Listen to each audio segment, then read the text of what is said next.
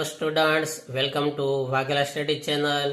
વિદ્યાર્થી મિત્રો, જે વાઘેલા સ્ટડી ચેનલમાં સૌપ્રથમ આવ્યો હોય તો વાઘેલા સ્ટડી ચેનલને લાઈક કરો, શેર કરો અને સબસ્ક્રાઈબ કરો. આજે આપણે ધોરણ 10 માટે જે વિદ્યાર્થીઓએ ગણિતમાં પરીક્ષા આપી હતી અને થોડાક માર્ક માટે રહી ગયા છે, તો તેમની માટે પૂરક પરીક્ષા જૂન મહિનામાં આવવાની છે. તેને માટે મોસ્ટ ઇમ્પોર્ટન્ટ ચેપ્ટર આંકડાશાસ્ત્ર અને સંભાવનાનું આપણે સોલ્યુશન કરવાનું છે. તો સૌથી પહેલાં સંભાવનાનું સોલ્યુશન કરાવું છું તમને. આ સંભાવનાના દાખલા તમે કરી ખાસ આપણા વિડીયો જુઓ, સમજો. કંઈ ન સમજાતું હોય તો કોમેન્ટ બોક્સમાં તમે કોમેન્ટ કરીને મને જણાવી શકો છો કે સર, અમને સમજ પડતી નથી. તો હું હજી પણ તમને કોઈક બીજી ઇઝી રીતે સમજાવું, પણ તમે કોમેન્ટ જ નહીં કરો તો મને કંઈ ખ્યાલ નહીં આવે. બરાબર? એટલે તમે ખાસ કોમેન્ટ કરો, સમજાય છે કે નહીં, કંઈ ખ્યાલ આવે છે કે નહીં. ખ્યાલ આવતો હોય તો ઓકે લખો, અને ન ખ્યાલ આવે તો કહો, જેથી હું તમને વધારે સારી રીતે, વધારે ઇઝી રીતે સમજાવી શકું, જેથી કરીને તમારું વર્ષ ન બગડે, તમે પરીક્ષામાં પાસ થઈ જાઓ. તો આજે સંભાવનાના દાખલા આપણે શીખીએ છીએ. તેમાં અત્યાર સુધીમાં મેં તમને 14 દાખલા કરાવી દીધેલા છે. કેમ કે હું આઈએમપી તો આપું, પણ વિદ્યાર્થી મિત્રો થોડોક આઈએમપીનો ચાન્સ ઓછો રાખો. કમ્પ્લીટ આખું ચેપ્ટર કરો, સંભાવનાનું આખું કરી નાખો અને આંકડાશાસ્ત્રનું પણ કમ્પ્લીટ આખું ચેપ્ટર કરજો. હું તમને કરાવી દઈશ, એટલે તમારો કોઈ ચાન્સ નાપાસનો ન રહે. બરાબર? આપણે કોઈ એવા ચાન્સ લેવા માગતા નથી. તમારે પાસ જ 100% થવાનું છે, અને એ પણ વાઘેલા સ્ટડી ચેનલ દ્વારા.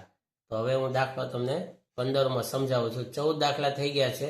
ન જોયા હોય તો આપણો વિડીયો જોઈ લેજો, તેમાં કરાવેલા છે. દાખલા નંબર 15. તો શું કીધેલું છે ધ્યાન આપજો ખાસ, કે 5 ચોકટના પત્તા, 10 ગુલામ, રાણી, રાજા અને એકો છે. તો પત્તું રાણીનું હશે તેની સંભાવના શોધવાની છે. બીજું, કે જો રાણીને કાઢીને બાજુ પર મૂકવામાં આવે તો એ પહેલી સંભાવના, એકો હોય તેની સંભાવના, અને બી રાણી હોય તેની સંભાવના શોધવાની છે. હવે પત્તાનો દાખલો છે, તો જો હું ગણાવું છું. બહુ ઇઝી દાખલો છે. બરાબર? તમે ગોખેલું હશે ને તો તમને થોડીક તકલીફ પડશે, પણ ગોખેલું નહીં હોય તો હું તમને સમજાવું તે મગજમાં બેસી જશે. આપણો સંભાવનાનો મુખ્ય નિયમ શું હોય કે સંભાવનાના સૂત્રમાં કુલ પરિણામો છેદમાં આવે છે. બરાબર? પત્તાના દાખલામાં અત્યાર સુધીમાં તમે એવું ભણી ગયા કે કુલ પરિણામો 52 આવતા. બરાબર? તમને ખ્યાલ છે કે 52 કુલ પરિણામો આવતા. હવે એ 52 પરિણામો આવતા એ આપણે છેદમાં લેતા. પણ આ રકમમાં ખાસ તમે જુઓ, મિસ્ટેક નહીં કરતા. 5 ચોકટના પત્તાની વાત છે, કુલ 52 પત્તા નહીં. આપણી પાસે કુલ 5 પત્તા છે. ક્યાં ક્યાં પત્તા છે? જો 10, ગુલામ, રાણી, રાજા અને એકો. તો કુલ પત્તા 5 છે આપણી પાસે, 52 નથી. તો જો એ લખું, કુલ પત્તા બરાબર 5. કુલ પત્તા 5 છે, ખાસ યાદ રાખો. હવે સંભાવના પહેલી કરવી છે. જો પહેલી સંભાવના, કે પત્તું રાણીનું હશે તેની સંભાવના. ખૂબ ઇઝી દાખલો છે. જો હવે સંભાવનાને આપણે સ્ટેપ વાઇઝ લખીએ, એટલે અહીં લખશું કે નંબર 1 પહેલી સંભાવના, પછી લખવાનું કે ઘટના એ, પહેલી ઘટના છે એટલે એ. હવે કઈ ઘટના કરવાની છે? પત્તું રાણીનું હશે તેની સંભાવના. અહીં લખું, તો પત્તું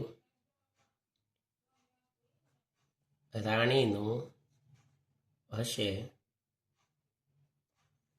તેની સંભાવના.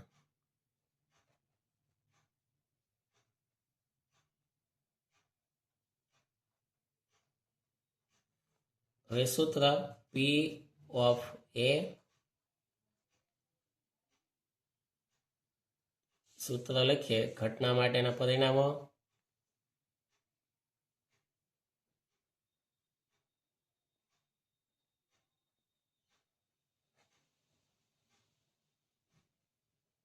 અને છેદમાં કુલ પરિણામો.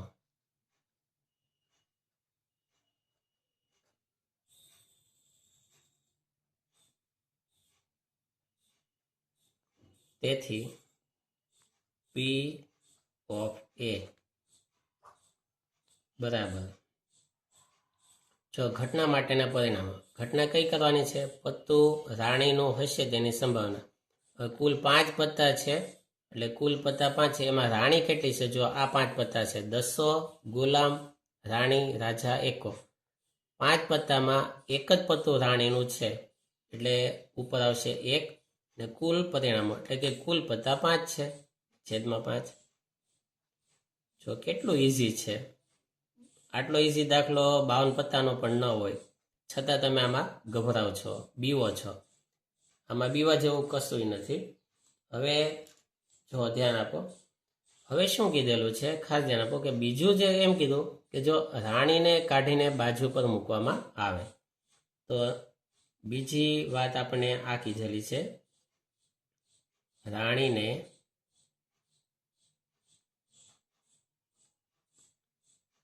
કાઢીને બાજુ પર મૂકવામાં આવે.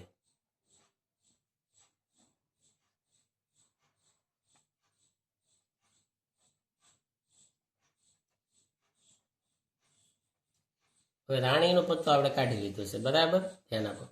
હવે રાણીનું પત્તું વયું ગયું, તો જો કુલ પત્તા પહેલા કેટલા હતા? આપણી પાસે 5 હતા. હવે પત્તા રાણીનું પત્તું નથી, બરાબર, રાણીને કાઢીને બાજુ પર મૂકી દીધી છે. તો હવે આપણી પાસે કુલ પત્તા કેટલા રહેશે? કુલ 5 પત્તા હતા, એમાંથી એક પત્તું રાણીનું વહી ગયું, તો હવે આપણી પાસે કુલ પત્તા 4 રહેશે. આ 4 પત્તામાં રાણીનું પત્તું નથી, બરાબર. તો હવે જુઓ, હવે આમાં કીધેલું છે જો એ ઘટના અને બી ઘટના. તો હવે ઘટના એ છે, એટલે આમ લખીએ ઘટના એ લોકોએ આપ્યું હોય તો એ લખશું ઘટના એમાં લખેલું છે કે એકો હોય તેની સંભાવના.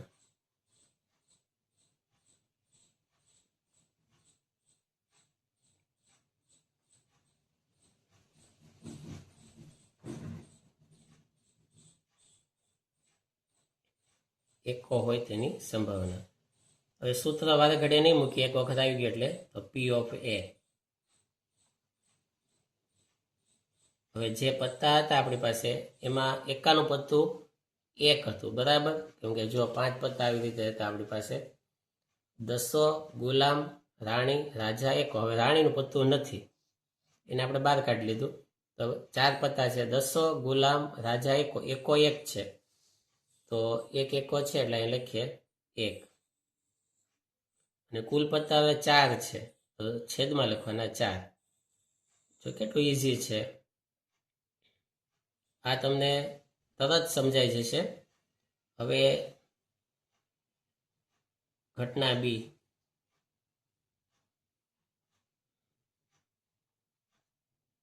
જો બી ઘટના છે રાણી હોય તેની સંભાવના, બરાબર.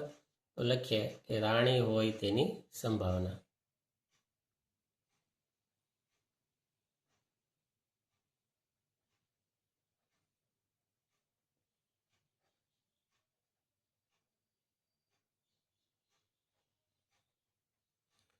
હવે સૂત્ર નથી લખતા, સીધું પી ઓફ બી બરાબર. હવે રાણીની સંભાવના. હવે તમે જો 5 પત્તા હતા, એમાંથી રાણીનું પત્તું આપણે બહાર કાઢી લીધું છે. હવે જે 4 પત્તા વધે છે આપણી પાસે, આ 4 પત્તામાં રાણી નથી, કેમકે રાણીનું પત્તું બહાર કાઢેલું છે. આ 4 પત્તા ક્યાં ક્યાં છે? દસો, ગુલામ, રાજા ને એકો. રાણીનું પત્તું નથી, બરાબર. તો રાણીનું પત્તું તો હવે આમાં છે જ નહીં, તો એની સંભાવના 0 થશે, અને કુલ સંભાવના તો 4 છે. હવે 0 સાથે બધું 0 થઈ જાય, તો જવાબમાં આવશે 0. તો આ આવે પરીક્ષામાં, તો આના પૂરેપૂરા 3 માર્ક તમારે લેવા જ જોઈએ. આમાં 1 માર્ક કપાવો જોવે નહીં. હવે દાખલા નંબર 16, એની પછીનો દાખલો જો ધ્યાન આપો.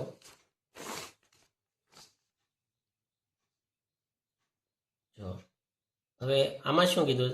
ખામીવાળી 12 પેન છે અને 132 સારી પેન છે, બરાબર. આ ચાલતી નથી તેવી પેન, આ સારી પેન, બંને મિક્સ થઈ ગઈ છે. તો કુલ પેન આપણે ગણીએ. જો આનો આન્સર, કુલ પેન કેટલી થાય જુઓ. ખામીવાળી પેન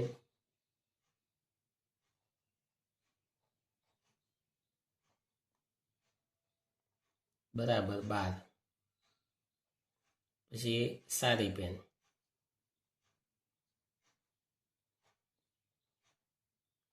બરાબર 132. કુલ 2 ને 2 4, 3 ને 1 4, 1. કુલ પેન 144.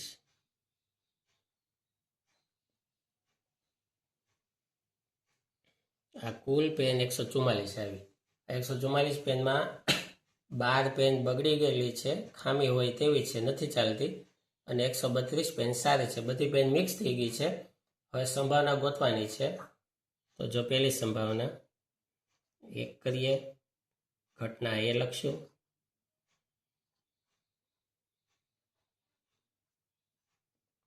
એમાં છે જો ખામી રહિત પેનની સંભાવના.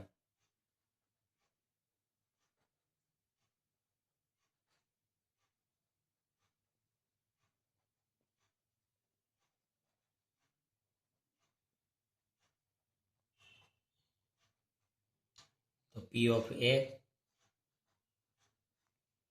સૂત્ર તો તમને ફાવે જ છે, બરાબર. સૂત્ર લખતો નથી. ઘટના માટેની પરિણામો છેદમાં કુલ પરિણામ. હવે ખામી રહિત. હવે ખામી રહિત એટલે શું? ખામી યુક્ત એટલે ખામી હોય તેવી, બરાબર. અને ખામી રહિત એટલે ખામી વગરની સારી પેન. હું ખામી રહિત એટલે સારી પેન. તો ખામી રહિત પેન તમે જુઓ, સારી પેન. આ સારી પેન એટલે ખામી રહિત. ધ્યાન આપજો, આ ખામી રહિત કહેવાય.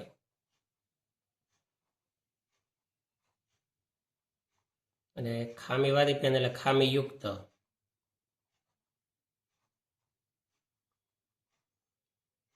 ખામીયુક્ત એટલે કે જે ખામી છે, અને ખામી રહિત એટલે વગરની. ખામી વગરની એટલે કે સારી પેન. તો ખામી રહિત પેન એટલે કે 132 અને કુલ પેન 144. બરાબર. હવે આના આપણે છેદ ઉડાડવાના છે. તો જો કેવી રીતે ઉડાડશું, હવે તમને નો ખ્યાલ આવતો હોય, બરાબર, તો આ બંનેને છે આવી રીતે લઈ લેવાય સાઈડમાં. જો 132 અને 144 લેવાય. બંનેમાંથી કેટલું કોમન થાય ને એ ખ્યાલ આવી જાય તમને. જો પહેલાં આપણે 2 લઈએ તો 132 અડધા કરીએ તો 2 છક 12 અને 2 છક 12, બરાબર, 66 આવ્યા. હવે અહીંયા અડધા કરીએ તો 2 સત્તા 14, બધું 4, બરાબર. પછી પાછા આપણે 2 વડે અડધા કરીએ તો જો 2 વડે, બરાબર. તો 3 33 થયા, બરાબર. અને આના અડધા કરીએ તો 36 દુ 72. તો જો 132 જે છે, 132 અડધા 66 અને 66 અડધા 33. તો 2 ને 2 4. તો આ 4 જે છે એટલે આના આવી રીતના ભાગ પડશે. હવે જુઓ, પી ઓફ એ બરાબર 132 એટલે કે 4 ગુણ્યા 33 અને 144 એટલે કે બધું 4, 4 ગુણ્યા 36. 4 4 ઉડાડી દઈએ તો આ એનો જવાબ 33/36. પછી બીજી ઘટના,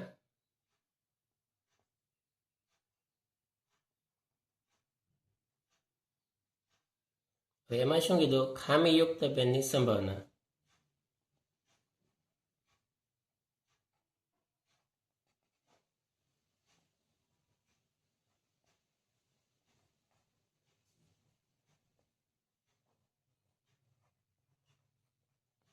ખામીયુક્ત પેન પી ઓફ બી.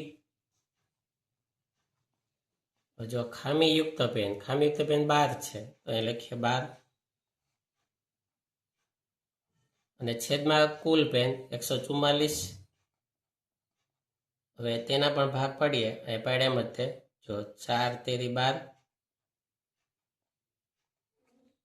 144 ના ભાગ પાડીએ 36 ગુણ્યા 4.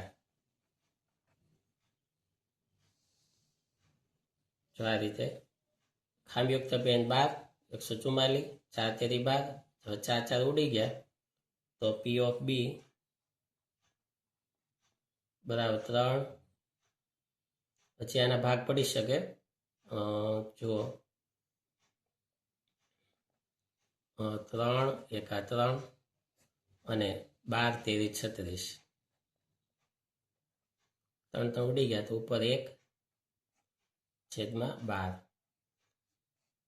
અને તમે જો તમને યાદ હોય આ વર્ગ કે આ 12 નો વર્ગ છે તો આવા ભાગે પાડી શકો કે 12 એકા 12, જો અહીંયા પાડું એમ તમે આવા ભાગ પાડી શકો.